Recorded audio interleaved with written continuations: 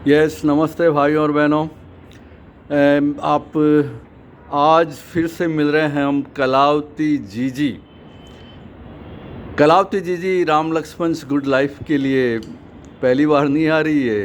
कहानियों की एक बहुत बड़ी खिताब उनके सिर पे है और उन्हीं कहानियों में वैल्यू एजुकेशन आती है, घर परिवार और समाज को एक शिक्षा आती है। बहुत सारे धार्मिक कार्यक्रमों में अपनी रुचि रखने वाली, घर परिवार में सबको पसंद आने वाली, और वाणी से तो इतनी मीठे हैं, हर जगह मीठे हैं कि हर कोई उनकी बात एक बार अगर कभी करे और सुने तो उनसे सीखे बिना नहीं रह सकता। तो भाइयों और बहनों, रिश्ते में मेरी दीदी है। I am pride of my दीदी कलावती जीजी। एंड फ्रेंड्स, अब हम चलते हैं जीजी से मिलने के लिए। और आपके सामने जीजी है, मिलने की कोई ज़रूरत नहीं है। आज उनसे फिर से एक कहानी सुनते हैं। और ये बम्बई में प्रवास कर रही है आज, और बम्बई के 46 फ्लोर पे आप रेजिडेंशियल हाउस में प्रवास कर रही है। तो सुनते हैं उनसे एक कहानी। जीजी एक कहानी सुनाइए, आज सब लोग आपकी इंतज़ार कर रहे हैं। यस, बोलो गणेश जी महाराज की जय।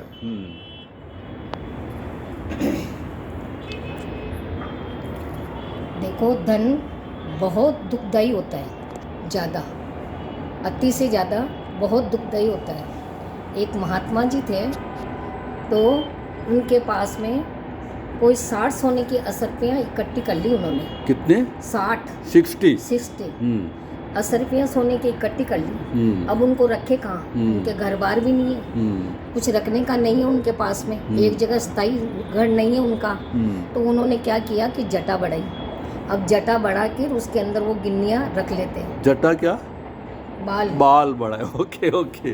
खूब जटाएं बड़ी बड़ी होती हाँ, है महासाधु महात्मा की, लंबे लंबे बाल, उनमें वो रख लेते हैं। ऐसे करते करते काफ़ी महीने हो गए, काफ़ी साल गुजर गए। वो महीने में 2 महीने में एक बार सफाई करते उनके निकाल के। ओके। जब कोई नहीं होता उनके पास में, एक चेला था, बहुत विश्वास पात्र, उनके रोज सेवा करता था।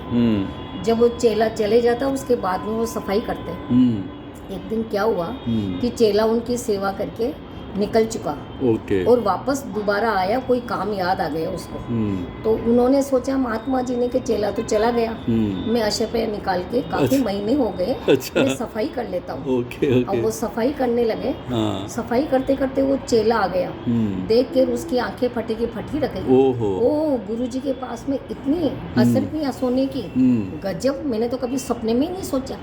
अब उसके मन में लोभ आ गया, मैं कैसे पाऊँ इनको, कैसे मैं लेऊँ इनको, सोने की गिन्नियों को मैं कैसे लूँ। चेले के मन में लोभ। चेले के मन में आ गया। ओके। तो चेले ने बोला, गुरुजी मैं आपको हाथ जोड़ के प्रार्थना करता हूँ, मुझे सेवा का मौका दो, एक बार मेरे घर पधारो। गुरुजी बोले, बेटा तुझे तो पता है मैं किसी के घर जाता नहीं हूँ, किसी का खाता नहीं हूँ, फिर तो क्यों जिद्दी कर रहा है। नहीं नहीं, मेरे घर तो आपको आना ही पड़ेगा, चलो देखेंगे। ऐसे 2-4-6 महीने टालते रहे। फिर एक दिन वो मानता ही नहीं, तो एक दिन गुरुजी ने हाँ कर ली, बेटा शुद्धता से खाना बनाना और देसी घी में, मेरे ऐसे तुम गंदी वाला कुछ काम नहीं होना चाहिए। नहीं नहीं गुरुजी, आप जैसे खाते हो वैसे बनाऊंगा मैं। तो उन्होंने भोजन बनाया, रबड़ी की जैसी खीर बनाई, मालपुए बनाए, खाना बनाया, बहुत अच्छा। चेले के घर पे खाना चेले के घर पे और गुरुजी गए तो भोजन करे। चेला हवा करता जा रहा है। अच्छा। बड़े प्रेम से उनको खिला रहे हैं। खिला के अब गुरुजी आप आराम करो कमरे में, मैं भी अब रसोई पा लेता हूँ। अच्छा। और ऐसा करता हूँ कि बच्चे मेरे छोटे छोटे हैं, बहुत शैतान हैं, तो आवाज़ आएगी तो आपको डिस्टर्ब हो जाएगी, तो आपको बाहर की कुंडी लगा दूँ मैं। हाँ बेटा लगा दे। उनके मन में तो कुछ था ही नहीं गुरुजी के, बाहर की कुंडी लगा दी। अब वो खाना वाना खा के चेला और उसकी बीवी की पिटाई करने लगा कि तू बता कि इसमें सोने की असरफियाँ पड़ी थी लोहे की पेटी में, 60 सोने की असरफियाँ थी, बता कहाँ गई। वो कहे मेरे बाप दादा की नहीं देखी मैंने, कैसी असरफियाँ होती है, कैसी गिन्नियाँ, मैंने कभी देखा ही नहीं। आप पागल हो गए दिमाग से, क्या बात है, कभी मारते नहीं, आज क्यों मार रहे हैं मेरे को। वो झाड़ू से मार रहे हैं। 2-4 अड़ोसी पड़ोसी आ गए, भाई मैंने तो कभी इसको देखा ही नहीं मारते हुए, आज क्या बात हो गई तुम्हारे घर पे।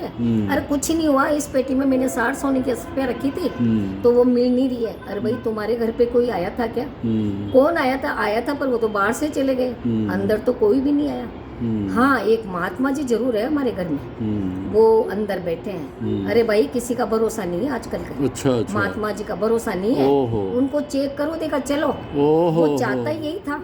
अब सब पब्लिक 5-7 जने इकट्ठे होके महात्मा जी की कुंडी खोली, महात्मा जी की जोड़ी, झंडे, जो भी पहने हुए थे कपड़े सब टटोल लिए, कहीं कुछ नहीं मिला।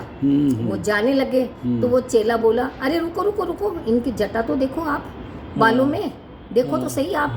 तो बाल जैसे ही उनके खोले सारी गिर गई, वो तो खण खण करके 60 सोने की असरपिया गिर गई। सारे उसकी पिटाई करने लगे, गुरुजी की पिटाई करने लगे। तो चेला के मिल गई मेरी असरपिया।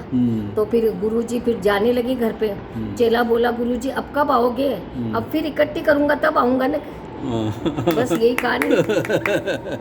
जय श्री राम, जय श्री राम। कैसी लगी? मतलब चेले को क्या लगा? चेले ने सारा मतलब ले लिया ना। हाँ, लोभ आ गया। लोभ आ गया, तो इससे लोभ भी आ गया और गुरुजी ने दे भी दी फिर वापस। वो तो देता ही, वो तो 5-7 जने इकट्ठे हो गए पिटाई करने के लिए। हो धन बड़ा दुखदाई है ना। तो ये सबसे बड़ी चीज इसमें ये भी समझ में आई कि चेला तो लोभी निकला। हाँ। और गुरु उदार, उपकार, और चुपचाप उन्होंने मतलब सहन कर लिया। इकट्ठा करना भी ज्यादा, ओके, ज्यादा इकट्ठा करना भी दुखदाई है।